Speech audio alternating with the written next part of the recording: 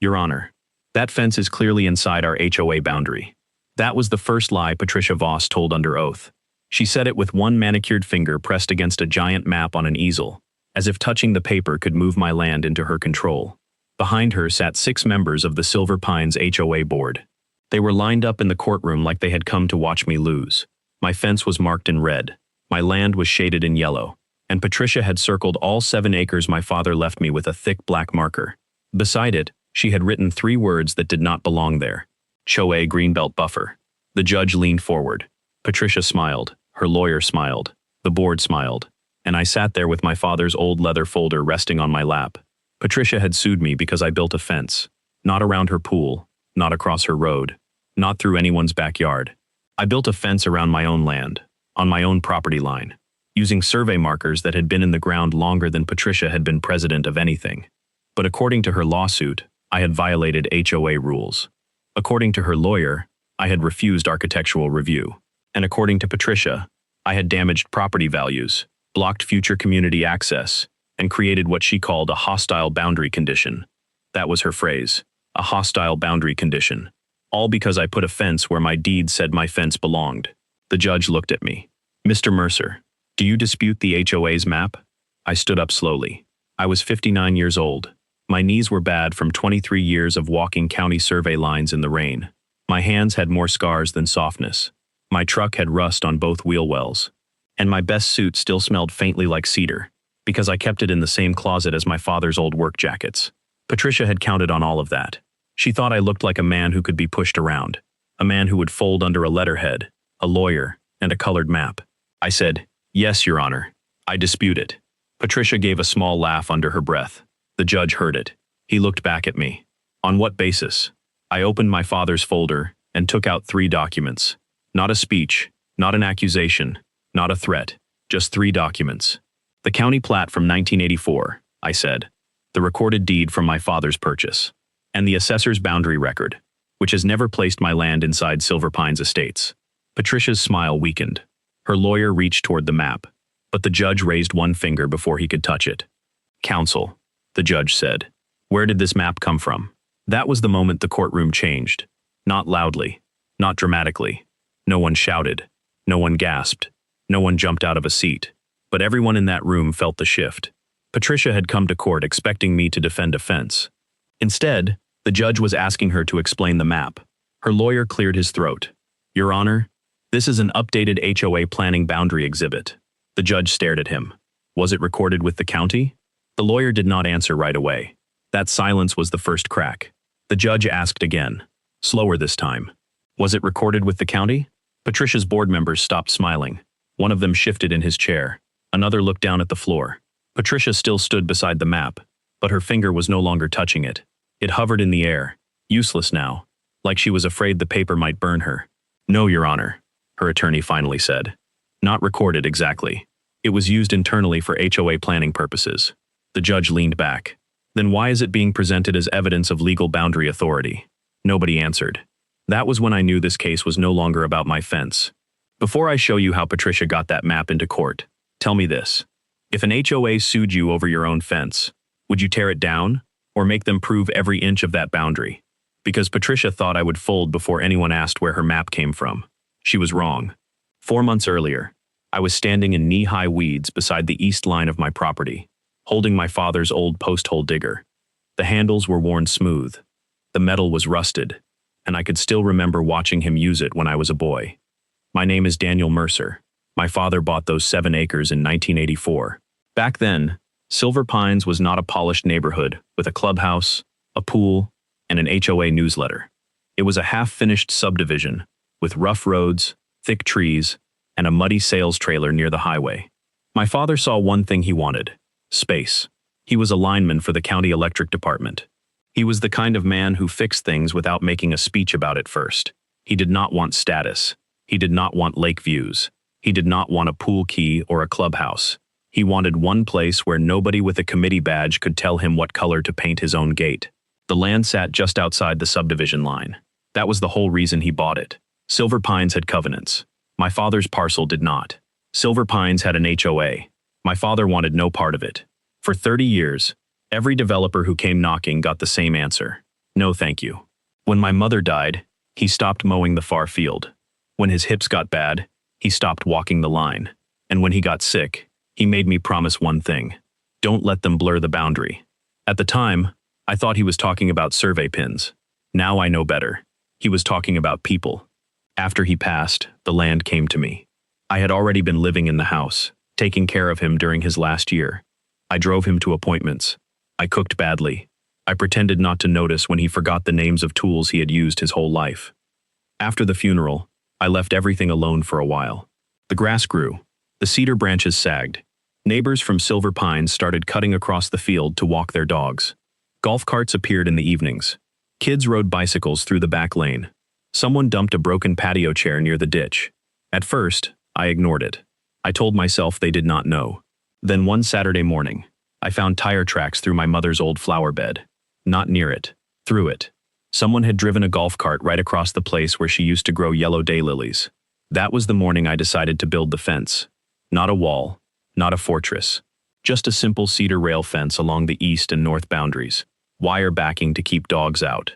A farm gate near the old service road. Before I set one post, I called a licensed surveyor. Even though I had worked for the county survey office for 23 years, I wanted everything clean. No argument, no guessing. Fresh stakes, fresh photos, fresh notes, a stamped report. The surveyor was Martin Hale, an old friend of mine. He found the original iron pins exactly where the 1984 plat said they would be. He marked the corners with orange flags. Then he sent me a full copy of the report. The fence went up over 3 weekends. I did most of the work myself. One afternoon, a neighbor named Ruth brought lemonade. She lived in Silver Pines. She was in her 70s, walked with a cane, and had known my father from church. She stood by the cedar posts and smiled. "Your dad always talked about fencing this line," she said. I nodded. "He said people get comfortable using land that doesn't belong to them." "That sounds like him," I said. Ruth looked toward the subdivision houses beyond the ditch. "You may get trouble from Patricia." That was the first time I heard Patricia's name connected to my fence. I knew who Patricia Voss was. Everyone did. HOA president. White SUV. Perfect lawn. Loud voice at meetings. The kind of person who said community values when she meant personal preference. But I did not think she would care about a fence outside her HOA. That was my mistake. 3 days after I hung the gate, Patricia drove up my gravel lane. She drove like she owned the dust behind her tires. She got out wearing oversized sunglasses and holding a clipboard against her chest. A younger man in a Silver Pines polo shirt stood behind her. She did not introduce herself. She looked at my fence and said, "This will have to come down." I wiped my hands on my jeans. "Good morning to you too." She turned to me like I was an employee who had spoken out of turn. "You constructed an unapproved perimeter feature, visible from the Silver Pines greenbelt." I looked at the ditch, then at the cedars. Then at the 7 acres my father had paid taxes on for 40 years. "I'm not in Silver Pines," I said. She smiled. Not kindly. It was the kind of smile people use when they have already decided you are ignorant. Everyone says that when they don't want to follow rules. "No," I said. "I mean legally. This parcel was never annexed into your HOA." She tapped the clipboard. "Our updated boundary map shows otherwise." That was the first time she mentioned a map.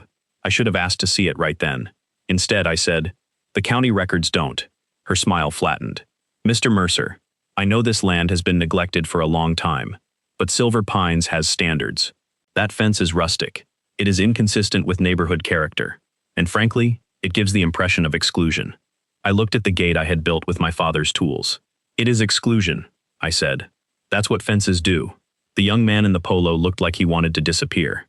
Patricia removed a folded paper from her clipboard and held it out. "Notice of violation." I did not take it. "You can put that in the mailbox," I said. She stepped closer. "You have 10 days to submit an architectural review application or remove the structure. I don't submit applications to HOAs. I don't belong to." Then she said the line that told me this was not going away. "You people always think property rights mean you can damage everyone else's investment. You people." That was the first honest thing she said. Because this was not about cedar rails. It was not about neighborhood character.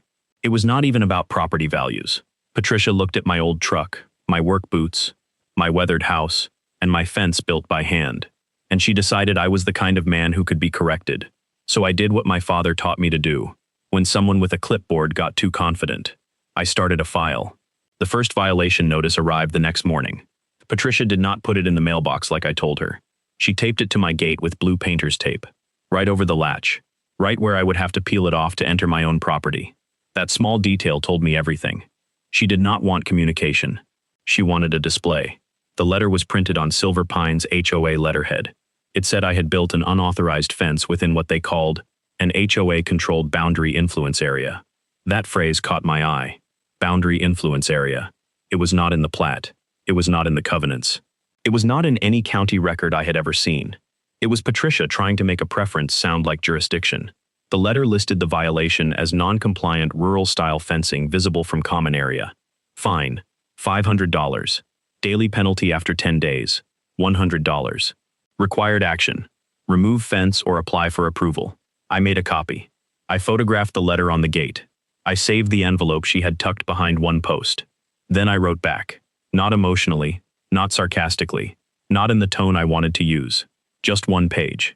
I included the parcel number, the deed book and page, the 1984 county plat reference, the tax assessor identification, and one sentence that should have ended the whole thing. This property is not part of Silver Pines Estates HOA. It is not subject to its covenants, bylaws, architectural review, fines, or enforcement authority. I attached copies of my deed and tax record. Then I mailed it certified. 3 days later, Patricia replied with a second violation notice. Not a response, not a correction, a second violation notice. This one said my refusal to comply would be treated as willful defiance of community standards. The daily fines were now active. A week later, the first invoice arrived. $500, then $800, then $1,100. After that, the letters stopped pretending to be warnings. They became a countdown. Pay the fines. Remove the fence. Accept HOA authority. Patricia also copied the HOA attorney. His name was Blake Denner. He wrote in the polished, expensive way lawyers write when they have not checked the facts themselves. His first letter said, Silver Pines had a good faith basis to believe my parcel fell within the HOA's authority. Good faith basis. Another soft phrase. Not deed, not covenant, not recorded annexation. Good faith basis. I wrote back and asked for the recorded document placing my parcel under Silver Pines covenants. No answer. I asked for the county recording number of the alleged boundary update. No answer. I asked for the legal description supporting their claim. No answer. Instead, Patricia showed up again. This time, she brought 2 board members and a man wearing a vest that said Community Compliance Consultant. I was repairing a hinge on the gate when they arrived. Patricia stood on the gravel lane like she was performing for witnesses. Mr. Mercer, she said, you have forced us into an enforcement posture. I closed my toolbox. You're standing outside your jurisdiction. One board member, a heavy-set man named Gerald, crossed his arms. Patricia says this parcel was always intended to be part of the greenbelt. Intentions don't transfer title, I said. Patricia's mouth tightened. The compliance consultant looked at the fence. It does create a visual barrier. I looked at him. That's the second person who has explained what a fence is. Gerald muttered something under his breath. Patricia stepped closer to the gate. This community has invested millions into maintaining a certain character. Your property has been treated as part of that visual corridor for years. By whom? I asked. By the residents. Using land without permission does not make it theirs. Patricia tilted her head, like she was speaking to a difficult child. You know, Daniel, cooperation would be much cheaper for you. There it was. Not legal, cheaper. That was the whole strategy. Make it expensive enough for me to surrender. Make the fines pile up. Make the attorney letters sound frightening. Make me feel alone. Make me believe fighting back would cost more than letting them steal the line. But Patricia had made one bad assumption. She thought the old man in the faded work shirt did not understand paperwork. She did not know I had spent 23 years watching land disputes begin with arrogance and end with recorded documents. I said, send whatever you think you need to send. Patricia smiled. We will. Then she reached through the gate and tucked another notice under the latch. I did not touch her. I did not raise my voice. I waited until all 3 of them returned to their vehicles. Then I took a photo of the notice before I removed it. That became Exhibit 12. For 2 more weeks, Patricia sent paper.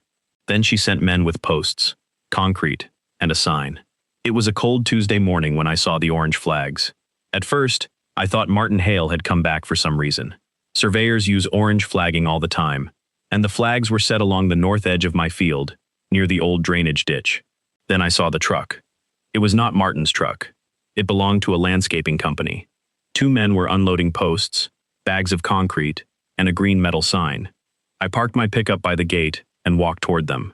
One of the men looked up. "Morning, you the owner?" "Yes." He immediately looked uncomfortable. That told me he had been told I was not. The second man unfolded the sign and leaned it against the truck. It read, "Silver Pines Community Walking Trail. Coming soon. Phase 1 Greenbelt Access Project." For a few seconds, I could not speak. Not because I was shocked they were trying it, but because of where they had placed the sign. 10 feet inside my property line. On the same field where my father taught me how to drive a tractor when I was 12. The contractor with the clipboard walked toward me. "We were told this was HOA buffer land."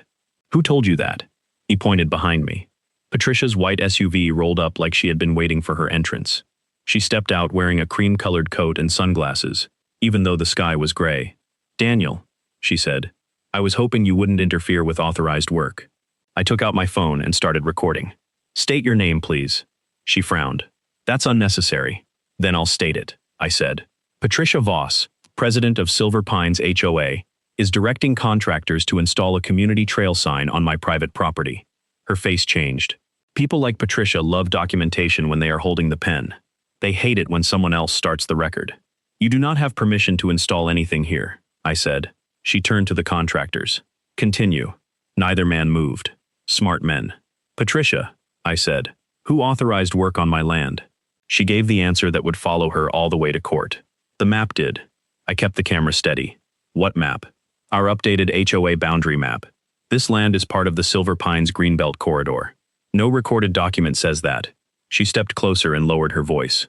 "You are not going to derail a community improvement project because you have sentimental attachment to an overgrown field." That one hit harder than I expected. Not because of the insult, because she was standing on a place my father had kept wild on purpose.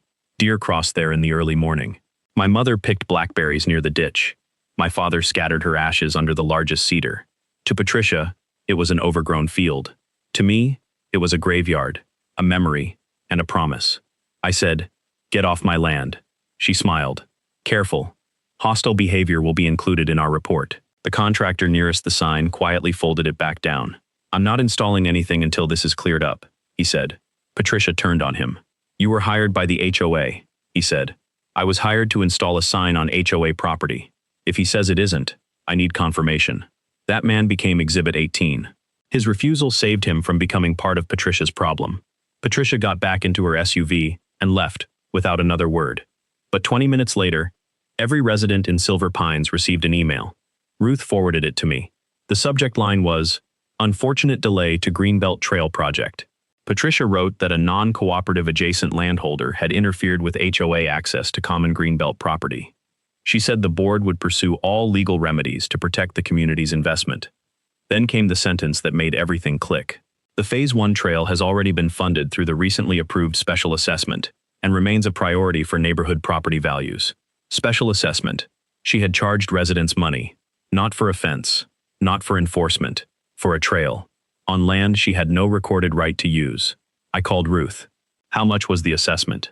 $600 per household, she said. Patricia said it was already approved because the boundary issue was settled. "How many homes?" 211. I did the math in my head. $126,600 for a trail across my land. That night, I sat at my kitchen table. In front of me were the old county documents, Patricia's letters, the video of the contractors, and Ruth's forwarded email. The file had become too thick for one folder, so I started a binder. Tab 1, Deed. Tab 2, Tax Record. Tab 3, Violation Notices. Tab 4, Contractor Incident. Tab 5, Special Assessment. Tab 6 was still empty. I wrote 2 words on it. The map. Because if Patricia had convinced a lawyer, a board, contractors, and 200 households that my land belonged to the HOA, then somewhere, there had to be a document she was showing people. And if that document said my property was inside Silver Pines, it was not just wrong, it was manufactured. The next morning, I drove to the county records office. For the first time since I retired, I walked back into the building where I had spent half my working life proving that lines on paper matter. The county records office still smelled the same. Paper, dust, toner, old carpet, and burnt coffee. I had not been inside for nearly 6 years, but the woman at the front desk still recognized me. "Daniel Mercer," she said. "I thought retirement meant you were done with maps." "I was," I said. Then someone invented one. Her name was Elaine. She had worked land records longer than most people stay married. She did not ask for gossip. She did not need the whole story. People who work with property records know how most boundary fights begin. One person has paper. One person has confidence. And sooner or later, the law asks which one was recorded. I gave her the parcel number. I need everything, I said. Deed, plat, restrictions, easements, annexations, HOA filings, amendments, assessor history, and any recorded boundary change involving Silver Pines and the Mercer parcel. Elaine raised an eyebrow. The Mercer parcel was never in Silver Pines. I know. She looked at me for 1 second longer. Then she said, I'll pull the book. While she worked, I stood by the counter and looked at the old wall map of the county. I had helped update parts of it years ago. I remembered crawling through brush to find rusted pins under poison ivy. I remembered arguing with developers who wanted a curve to become a straight line because straight lines were cheaper. Land remembers what people try to forget. That is what my father used to say. Elaine came back with a stack of copies.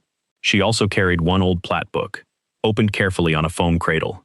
There, she said, pointing with a pencil. Silver Pines Phase 1, recorded May 1984. The subdivision boundary was clear. It stopped at the drainage ditch. My father's land sat west of it, outside the platted lots, outside the common areas, outside the covenants. She pulled the HOA incorporation filing, same boundary. She pulled the covenants, same boundary. She pulled the amendments, pool rules, rental restrictions, architectural committee changes. Nothing about my land. No annexation. No easement. No walking trail. No greenbelt corridor. No boundary influence area. Whatever Patricia was using, it was not a county record. Then Elaine printed the assessor map. The parcel lines were exactly where Martin Hale had staked them. I asked, any chance there's an unrecorded planning document that could matter? Elaine gave me the look clerks give when someone insults the concept of recording. Planning documents don't transfer land. I smiled for the first time in days. I know. I just wanted to hear someone else say it. I left with certified copies. Then I drove straight to Martin Hale's survey office. Martin was in his 70s, tall and thin. His hands shook slightly until he held a ruler. Then they became steady as stone. I showed him Patricia's violation letters and the email Ruth had forwarded. He read everything in silence. Then he said, they're claiming your field? Yes. Based on what? A map I haven't seen yet. Martin took off his glasses. Then find the map. I'm trying. He leaned back. There was an old marketing map back in the 80s. The developer used it before the final plat. It showed a possible trail connection near your father's parcel. But it was conceptual, never recorded. Your father refused to sell. My stomach tightened. Do you have a copy? No, he said. But Carl might. Carl Bender, retired county cartographer. The man who had drawn clean copies of half the old subdivision maps by hand before digital systems took over. Carl lived 30 minutes away in a brick ranch house with 3 bird feeders and a garage full of rolled plans. When I called, he remembered my father immediately. Mercer, your dad was the fellow who told Granger Development to pound sand. That sounds like him. I explained the situation. Carl was quiet for a long moment. Then he said, come over. His garage was more organized than most offices. Tubes of maps lined one wall, each one labeled by township and year. He found Silver Pines in less than 5 minutes. Not the final plat, a marketing exhibit. At the bottom, stamped in red, were the words, conceptual only, not for recording. And there it was. A dotted line showing a proposed walking trail near the old drainage ditch. Near my land. Not on it. Not through it. Near it. Carl tapped the paper. This was before your father bought the parcel. The developer wanted the trail. Your father bought the land. The developer lost the trail. End of story. I took a photo. Carl said, wait. He rolled open another sheet. The final plat. Same as the county's. Boundary stopped at the ditch. Then he looked at me in a way that made the hair rise on my arms. If someone wanted to make your land look like HOA greenbelt, he said, they'd start with the marketing exhibit. It already has the trail idea on it. Then, they'd erase the disclaimer and drag the boundary. I asked, could you tell if someone did that? Carl nodded.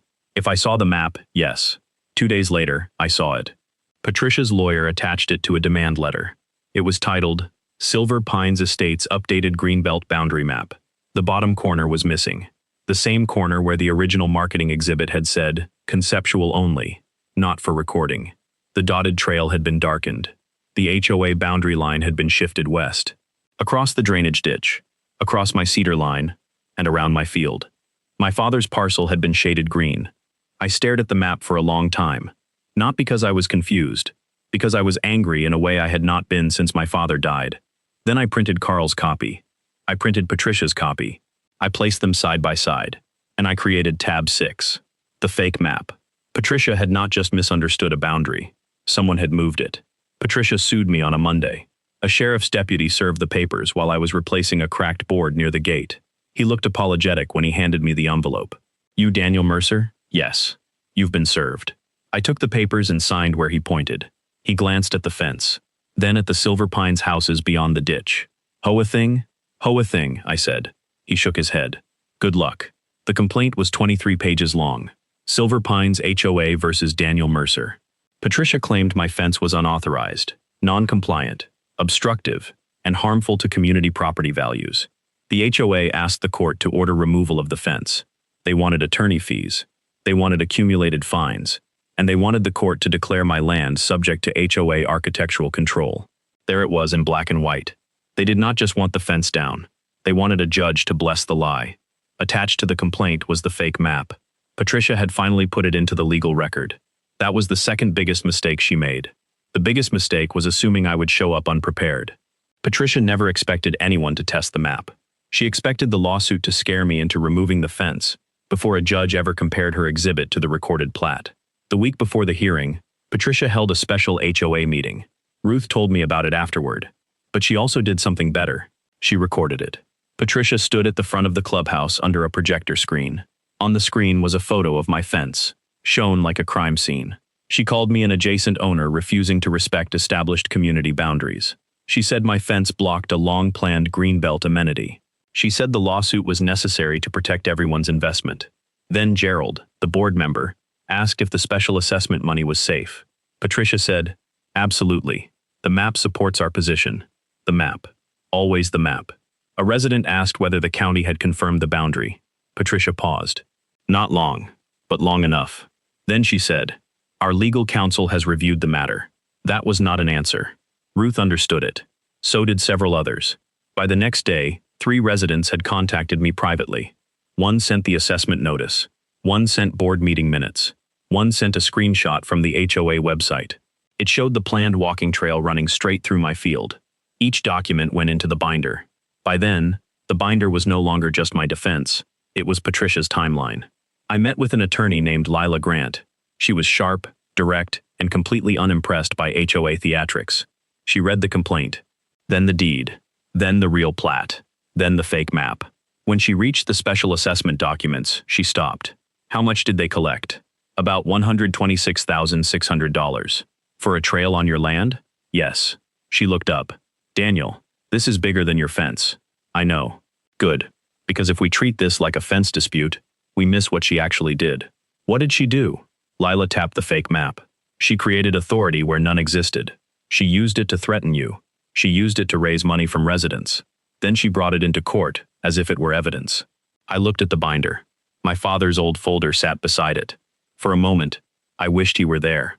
Not because I needed help, because I wanted to see his face when someone finally said out loud what Patricia had done. Lila helped organize the exhibits. Exhibit A, 1984 deed. Exhibit B, recorded subdivision plat. Exhibit C, HOA covenants. Exhibit D, assessor record. Exhibit E, Martin Hale survey. Exhibit F, Patricia's violation notices. Exhibit G, contractor video.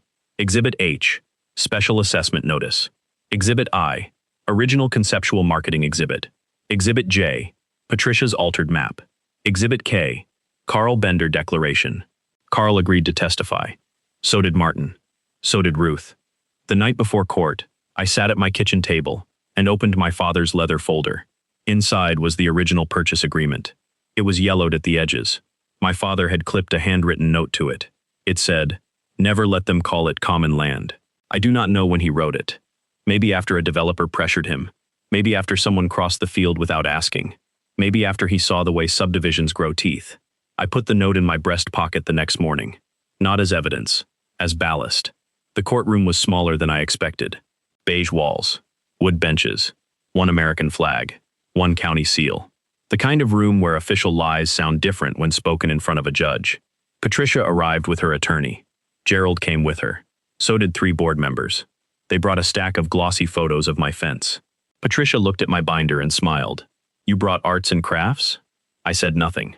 Lila touched my arm lightly. "Let her talk," she said. That was the easiest legal advice I ever followed. Patricia had spent months digging the hole. All we had to do was let her explain it to the judge. The hearing began with Patricia's attorney trying to make the case sound simple. A fence dispute. That was the phrase he used 3 times in the first 5 minutes. "This is ultimately a fence dispute, Your Honor. The HOA seeks a straightforward remedy in this fence dispute. The defendant has escalated a simple fence dispute." Leela wrote the phrase on a yellow pad. Then she drew a line through it. When it was her turn, she stood and said, "Your Honor, this is not a fence dispute. This is a boundary authority dispute, based on an altered map." The judge looked up. Patricia looked annoyed. Her attorney looked offended. Good. The judge allowed the HOA to present first. Patricia's lawyer rolled out the enlarged map on the easel. He described the shaded green area as HOA-managed bufferland. He said my fence interrupted planned access. He said Silver Pines had relied on the updated map in good faith. Then he called Patricia. She took the stand with the confidence of a woman who had mistaken repetition for truth. Her attorney asked, "Mrs. Voss, did the HOA believe Mr. Mercer's fence was within the association's boundary control area?" "Yes." "Based on what?" "Our updated greenbelt boundary map." "And was that map used by the HOA in planning community improvements?" "Yes. It reflects the long-standing understanding of the neighborhood." Long-standing understanding. Another phrase that meant nothing. Lila stood for cross-examination. "Mrs. Voss, who prepared this map?" Patricia blinked. "It was part of our planning materials." "That wasn't my question. Who prepared it?" "I don't recall specifically." "Was it prepared by a licensed surveyor?" "I don't know." "Was it recorded with the county?" Patricia shifted. "It was an internal HOA document." "Was it recorded with the county?" "No." "Was Mr. Mercer's deed changed?" "No." "Was his parcel ever annexed into Silver Pines HOA?" "Our understanding was it ever annexed?" Patricia's jaw tightened. "I am not aware of a formal annexation document." Lila paused. The judge wrote something down. That was when the air in the courtroom began to change. Lila placed the recorded 1984 plat on the evidence table. "Mrs. Voss, do you see the drainage ditch marked here?" "Yes." "And do you see the Silver Pines boundary stopping at that ditch?" Patricia leaned forward. "This is an old map. It is the recorded map, correct?" "It may be recorded, but communities evolve." Lila looked at the judge for half a second. Not dramatically. Just enough. Then she turned back to Patricia. "Mrs. Voss, do recorded property boundaries evolve without recorded documents?" Patricia did not answer. Lila placed Patricia's map beside the county plat. The 2 maps were almost the same shape. Almost. But on Patricia's version, the boundary line had moved west, across the ditch, across my cedar line, across the field, around my fence. Lila asked, "Can you explain why the HOA boundary on your map is 312 feet west of the recorded boundary?" Patricia looked at her lawyer. Her lawyer looked at the map. The judge leaned forward. "Mrs. Voss," he said, "answer the question." Patricia said, "The map was updated to reflect practical community use." The judge stopped writing. "Practical community use?" "Yes, Your Honor. Residents have used that area for years." The judge's voice became quieter. "Use is not ownership." No one moved. Patricia tried again. "That map reflects the boundary Silver Pines has always operated under." Lila opened another folder. "Then why did the HOA's own website show the boundary stopping at the ditch until 3 months ago?" The courtroom went still again. Patricia's attorney turned toward her. Gerald looked up from the board bench. Lila placed a printed screenshot on the evidence table. It was from the Silver Pines website, saved by one of the residents. The old neighborhood map showed the HOA boundary exactly where the county plat showed it. At the ditch. Not across my land. Not around my field. Not around my fence. The judge looked from the screenshot to Patricia. For the first time, she had no polished phrase ready. Then Lila called Carl Bender. Carl walked slowly to the stand, with a rolled map tube under one arm. He gave his name, his background, and his years with county cartography. Lila showed him the original conceptual marketing exhibit from the 1980s. "Do you recognize this document?" "Yes. It was a developer planning exhibit, not a recorded plat." "How do you know?" Carl pointed to the bottom corner. "It says conceptual only, not for recording." Then Lila showed him Patricia's map. "Do you recognize the base image?" Carl adjusted his glasses. Yes. What is it? It appears to be derived from the same conceptual exhibit. What changes do you observe? Carl did not hesitate. The disclaimer has been removed. The boundary line has been redrawn. The proposed trail has been darkened. The Mercer parcel has been shaded as HOA greenbelt, which it was not. Patricia whispered. That's not true. The judge looked at her. Mrs. Voss, you will not speak from counsel table. Carl continued. The final recorded plat does not include the Mercer parcel. No county record I reviewed places that land inside Silver Pines. Lila asked.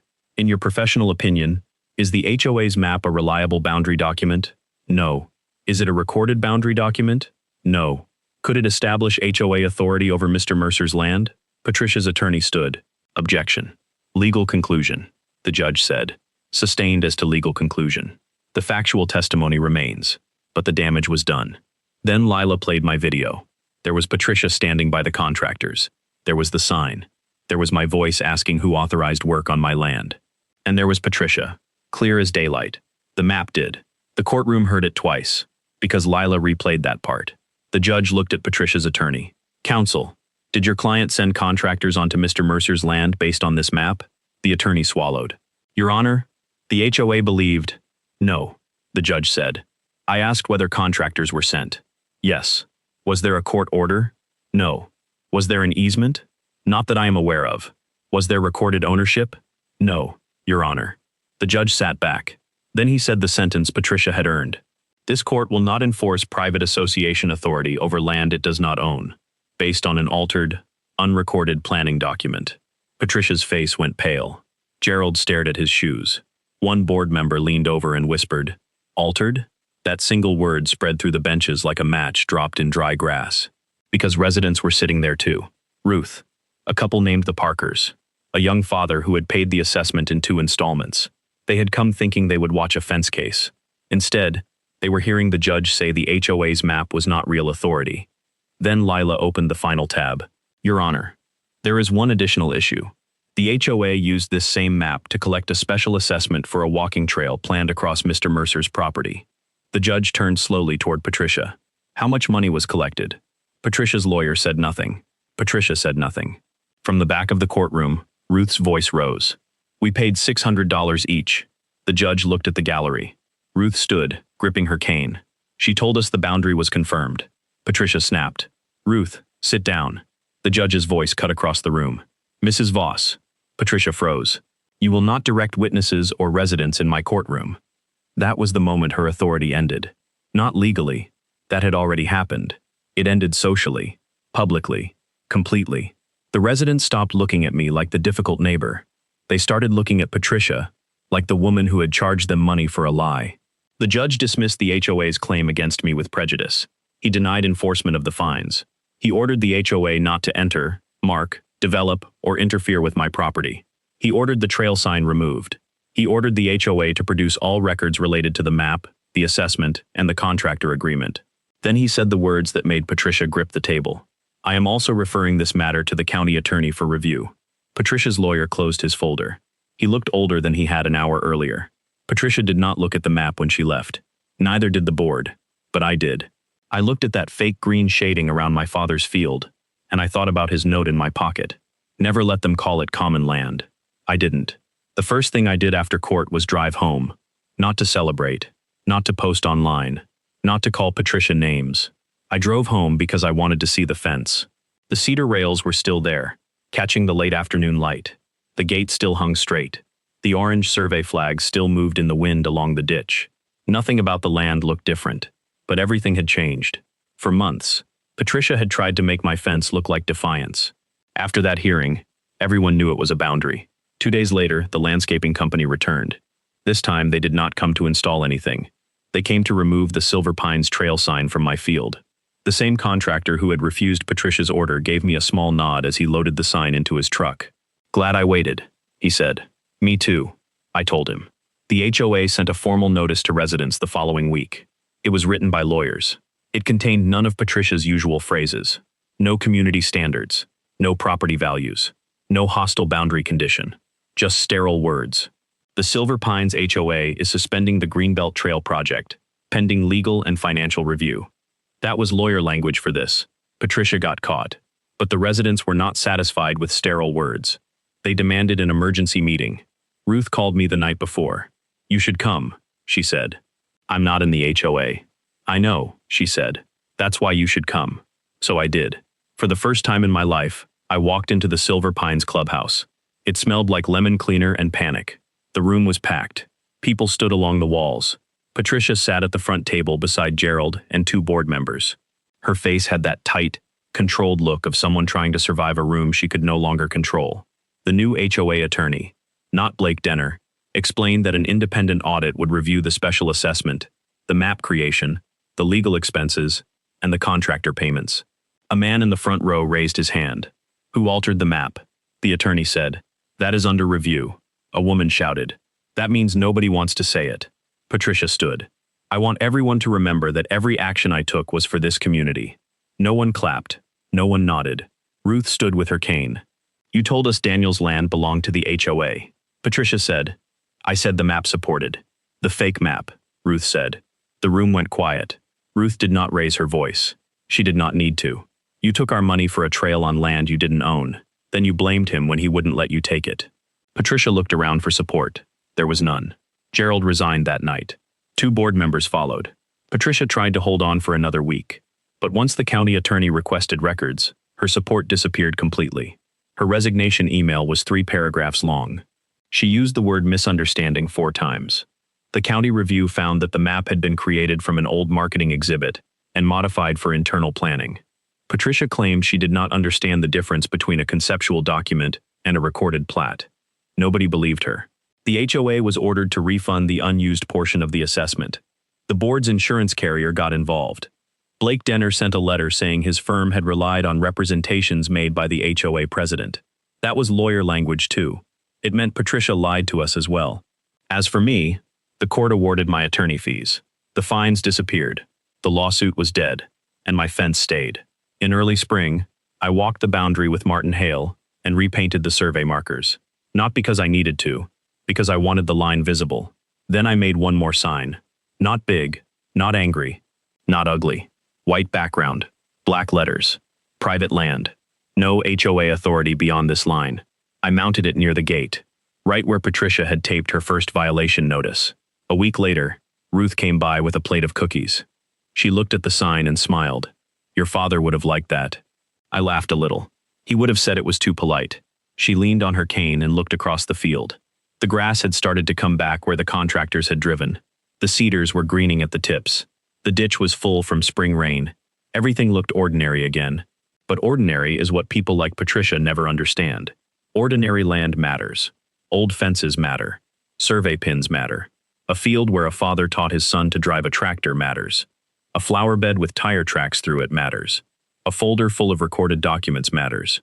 Especially when someone powerful enough to scare people decides the truth is whatever fits on her map. After the new board was elected, they asked to meet me at the fence. Not in the clubhouse, not through attorneys, at the fence. The new president was a quiet man named Thomas Reed. He brought Ruth, 2 board members, and a copy of the recorded plat. That alone told me the community had learned something. Thomas said, "We want to formally acknowledge that Silver Pines has no claim past the ditch." I said, "That is already in the county records." He nodded. "We want it in our records too." The new board adopted a rule that any future boundary claim had to be supported by a recorded county document before the HOA could spend money, send notices, or hire contractors. It was not perfect. Nothing run by people ever is. But it was better. One evening, Ruth asked if a few older residents could walk along the edge of the field once a week, the way they had before, but properly this time, with permission, in writing. Not as an HOA amenity, not as a right, as neighbors. I thought about my father. I thought about his warning. Do not let them blur the boundary. Then I wrote a simple permission agreement. It covered Ruth and 6 residents. It could be revoked at any time. It allowed walking only on the mowed path along the ditch. No vehicles, no signs, no HOA control. Ruth read it and laughed. "You really were a county records man." "Yes, ma'am." The first Thursday they walked, I sat on the porch with coffee. I watched them stay exactly where the agreement said they could. That was the difference. Respect. Patricia believed access was something she could take if she found the right paper to wave around. Ruth understood access was something you ask for. Months later, I found my father's old note again, while cleaning the kitchen drawer. Never let them call it common land. I framed it and hung it by the back door. Under it, I placed a photo from the day the fence was finished. Just cedar rails, orange flags, and the field beyond them. People still ask why I fought so hard over a fence. They think the fence was the point. It wasn't. The point was that a person with a title, a lawyer, a board, and a fake map tried to move a boundary that had been recorded for 40 years. The point was that she almost convinced an entire neighborhood that my land was theirs, just because she said it confidently enough. The point was that if I had been tired, poorer, sicker, lonelier, or less familiar with records, she might have won. That is what still bothers me, not Patricia. People like Patricia are not rare. What is rare is someone having the time, the documents, the knowledge, and the stubbornness to stop them. My father gave me the land. The county gave me the records. Patricia gave me the lawsuit. And the judge gave her the one thing no HOA president with fake authority ever wants: a public record saying she was wrong. The fence still stands. The deed still says Mercer. The county map still shows the line exactly where my father knew it was. And every time I open that gate, I think about Patricia pointing at her fake map in court, so certain that paper could make theft look official. She forgot one thing. A fake map can fool a board. It can scare neighbors. It can even start a lawsuit. But it cannot move land. Not 1 inch.